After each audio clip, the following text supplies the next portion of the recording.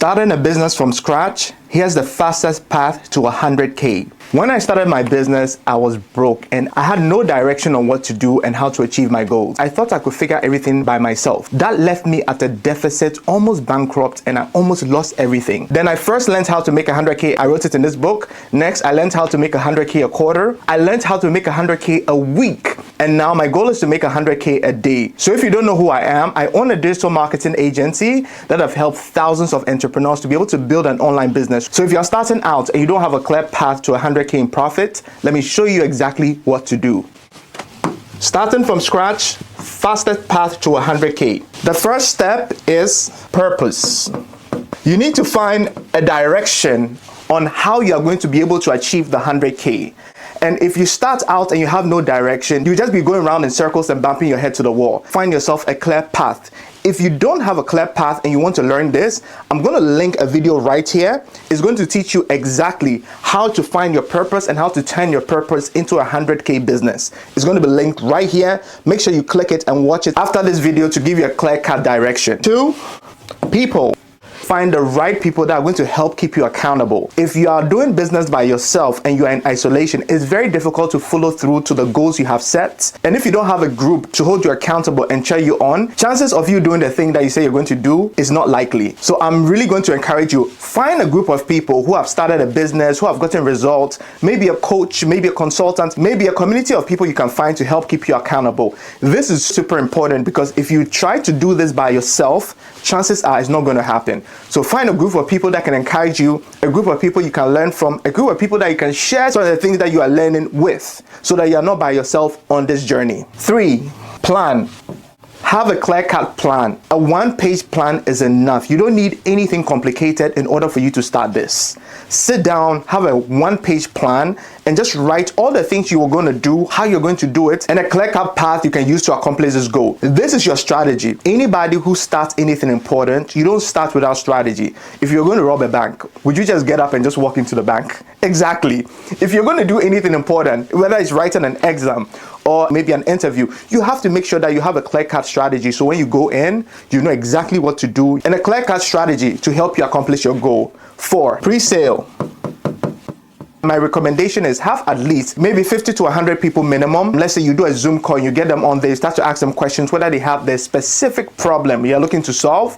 And they tell you that yes, they have that problem. They are looking for somebody with a solution and they have money ready to be able to pay that person. Now you know that the idea that you had and the plan you put together, you can now turn it into a viable business.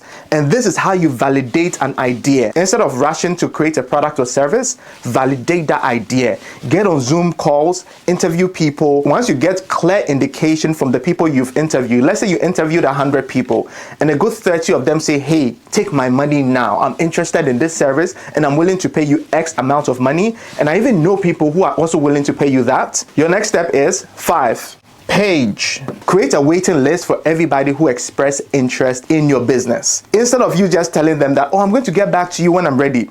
Let them fill a form whilst you're on the call. Let them be able to put in their name, their email address, and how much they're willing to pay, and put them on the waiting list and find other people who are interested and add them to the waiting list. Give yourself a goal to say that if you get to 100 people who are interested or 50 people who are interested, depending on the size of your business, if you're selling low ticket, you need a little bit more people, but if you're selling high ticket, just a couple of people can validate this idea for you. But make sure that you have a waiting list that you can send them to so that you can start nurturing interest for your business. 6. Post.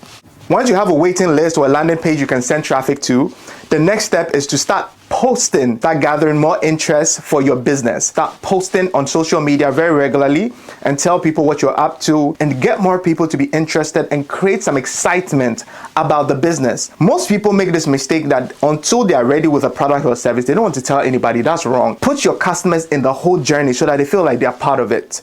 They feel more connected to your product or service if they feel like I'm part of this product. I was the one who helped them to be able to pick the logo. I was the one who told them that I want these colors on the landing page. So they feel like they are part of something you're building. You'll be able to build more connection that way. So don't wait till your product or service is ready. Make sure that you start posting and promoting and driving some traffic and creating interest for your business even before it's ready. 7.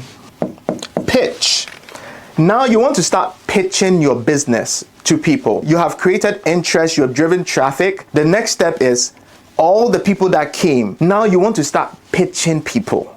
You could have pitched the people during the waiting list time when you're trying to pre-sale, or you can gather the waiting list and you pitch them at this point.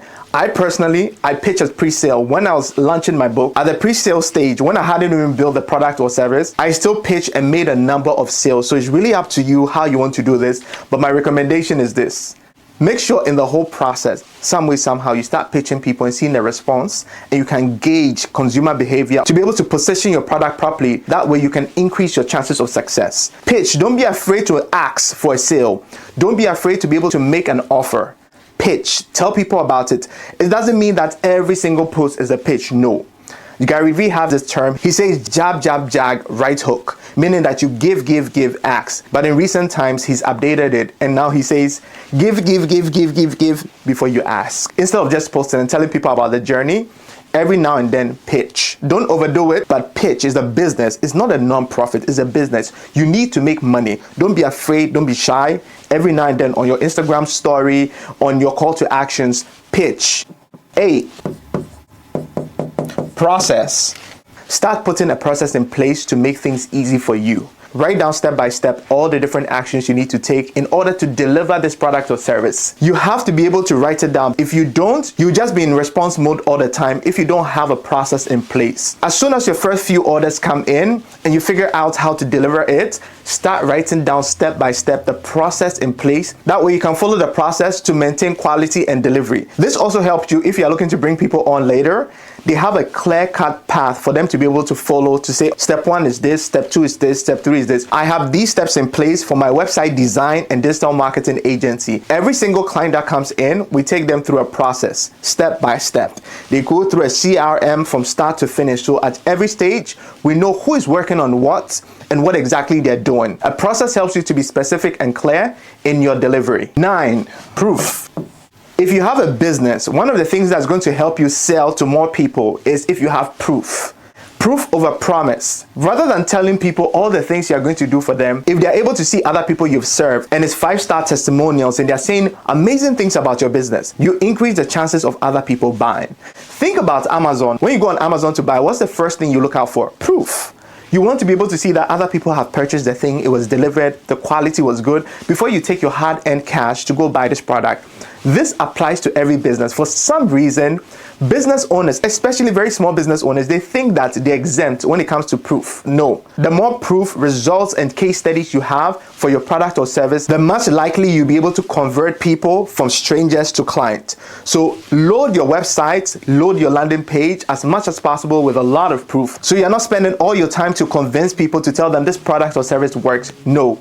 If you have a lot of proof, it does 50, 60, sometimes 70% of the work for you. So as quickly as possible, add testimonials to your website to be able to build more proof for your business. 10, profit. At this point, you've made a number of sales and you are profitable. If you have a product or service that's in high demand and you've sold a number of units, at this point, I assume you'll be at the point of $100,000 in profit. If not, keep stepping on the gas. Drive more people with your post to your page, and when they land on your page, pitch them your product or service. Making profit is the only way you can grow as a business. So rather than spending the money that you are making, reinvest it back in the business for growth. Don't spend it. Don't just take all the money and put it in your pocket and go out and have a time of your life. No. Your goal is to be able to build a business that keeps growing. So take your profit and invest it back into the business. I have 2 bonus points to add to this. The 2 bonus points are promotion and personnel. For promotion, find influencers, run ads, put money back in the business by giving it to other people to help you to be able to market the business in an effective way. Personnel, you can start with 1099s or contractors. You can hire other people,